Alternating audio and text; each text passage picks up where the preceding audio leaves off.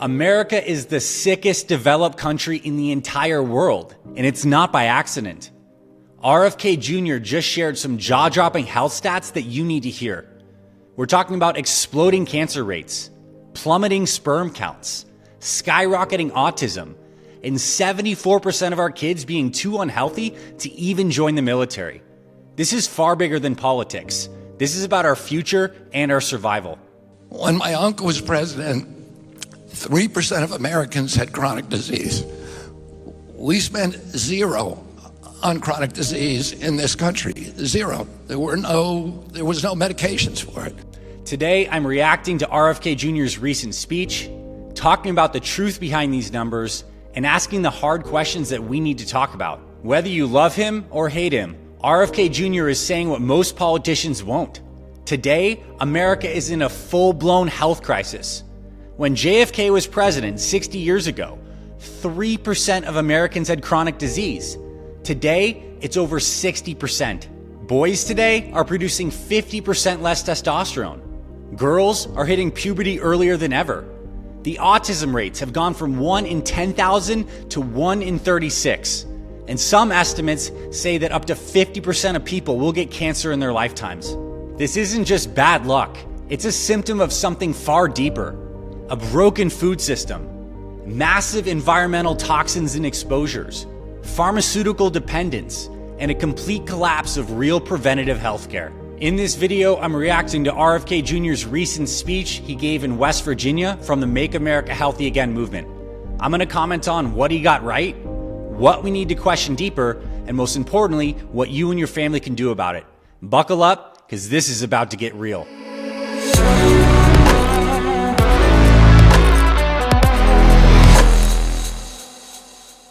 Let's start light. You know, the easiest topics. Let's talk about that whole 2020 virus pandemic thing. Listen to what RFK Jr. has to say about this. During COVID, we had 16% of the COVID deaths in this country. We only have 4.2% of the world's population. So we literally did worse than any country in the world. And when you ask CDC why are Americans dying from COVID at higher rates than any place on earth when we have all the money, they said, well, it's not our fault. It's because Americans are so sick. That is their fault. The average American who died had 3 chronic diseases. They were typically obese, with cardiovascular issues, metabolic issues, high blood sugar. All of this crushes the immune system. So obviously we need to get healthy. And we were told to do the exact opposite, to stay inside, not get that sunshine for vitamin D, get stressed out, be afraid of everyone. We weren't talked to about nutrition or vitamin D status. And what really shocks me about this, looking in the rearview mirror, is some of the solutions for actually saving lives are shockingly simple.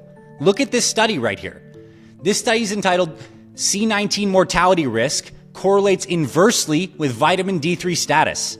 And a mortality rate close to 0 could theoretically be achieved at 50 nanograms per milliliter of vitamin D3. This is results from a meta-analysis. And what this basically shows is that we got everyone's vitamin D3 status up through simple supplementation, through time outside. We could have completely changed the trajectory of this whole incident, and we could have actually focused on preventative health. Instead, we were pushed to do a whole bunch of pharmaceutical external solutions when we should have been looking at the basics and core tenets of human health. I talk about this all the time. All of your white blood cells have vitamin D3 receptors, they have melatonin receptors. So don't you think we should be in contact with the sun? Don't you think we should be regulating our circadian rhythm well and prioritizing sleep? Don't you think we should be eating vitamin D3 rich foods? This needs to come to the forefront of our medical discussion, not more external medications. Let's talk about the financial impact this is actually having on our country right now. Today, we spend $1.3 trillion on chronic disease every year. It's about 90% of our healthcare budget. And you know, for most of my life, the Republicans and Democrats have been fighting about a healthcare plan, about treatment, really a sick care plan. Nobody has been focused on how do we get ourselves less sick. And it's like moving deck chairs around on the Titanic. No matter what you do, our country is going to go bankrupt. I genuinely love this country. This past weekend, I spent time with one of my friends, Rahul, who's an immigrant from India. He's an epitome of the American dream. He came here with his parents through India. He worked hard. They started a restaurant, and Rahul now raised money, and he's starting his own business in his 20s.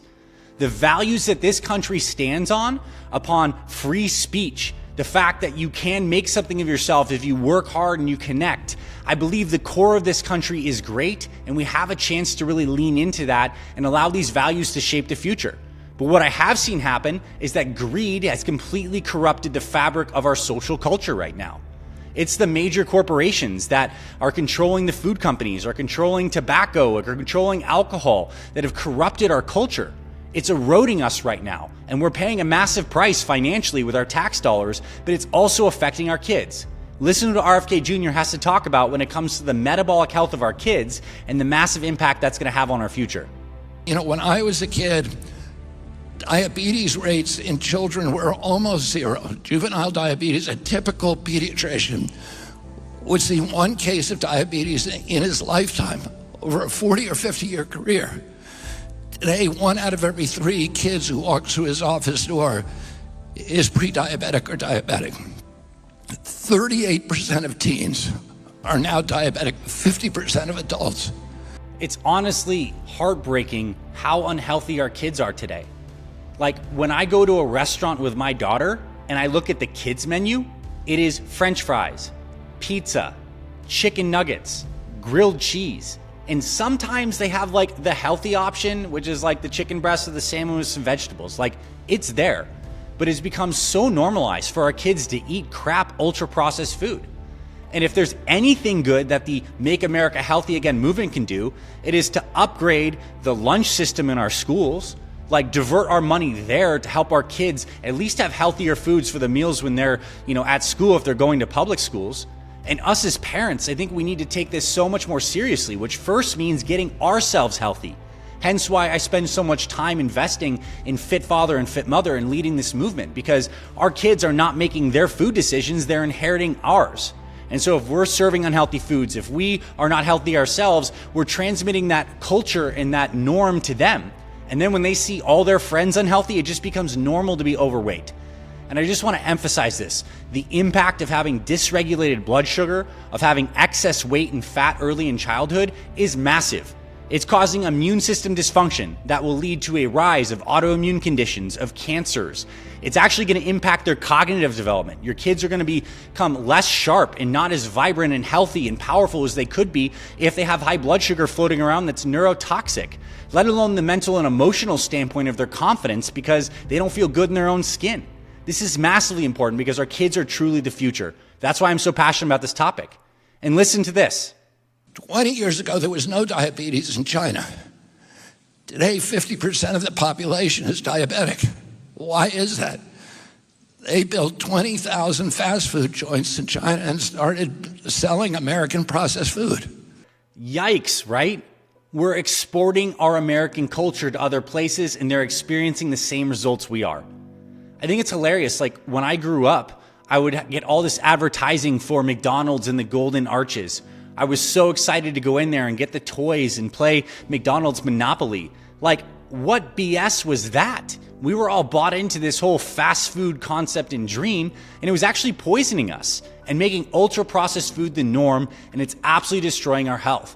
And I really want to emphasize in this next clip I'm going to show you that this goes far deeper than just obesity or even diabetes. This is literally affecting the fertility of us as humans. Like when we have fertility issues, it's because the body is not healthy from a genetics and a mitochondria standpoint to actually propagate. Like this is as foundational as it gets. When humans lose their fertility, we are basically like dying and we are dysfunctional to the core. And listen to what RFK Jr. has to share about this, the fertility issue happening to kids today. We're seeing an explosion in cancers in this country. We're seeing an explosion in infertility. Teenagers today have 50% of the sperm count and 50% of the testosterone of 68-year-old men. Girls are now reaching puberty 6 years earlier than they're supposed to, between 10 and 13 years old. Other countries are not experiencing this. Look, this is one of those areas where we need to expand our conversation about health and making America healthy again beyond just food and exercise.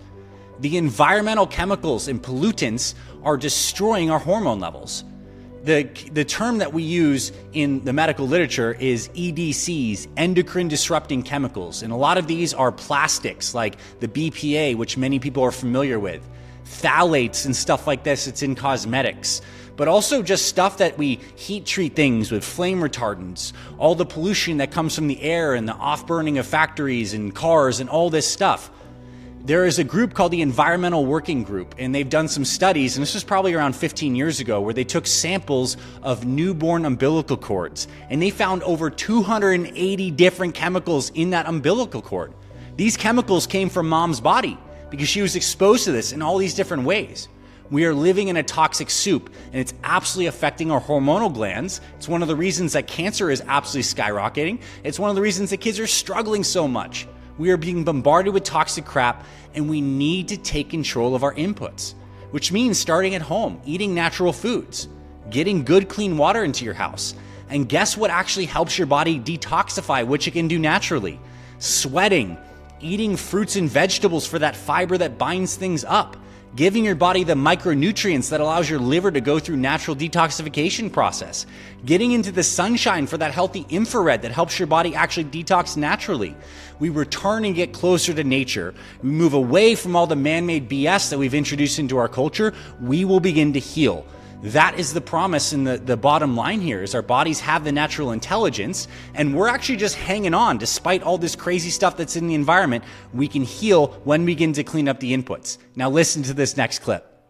We've seen autism rates go from 1 in 10,000 when I was a kid, 1 in 10,000, 1 in every 36 kids today, 1 in 22 boys in California.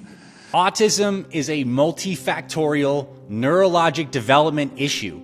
I'm not here to say that it's vaccines that are strictly causing autism. I think it's multifactorial. It's the endocrine disrupting chemicals. It's mothers who are stressed. It's all the toxins that are in their bodies. And some kids do get vaccine injured as well.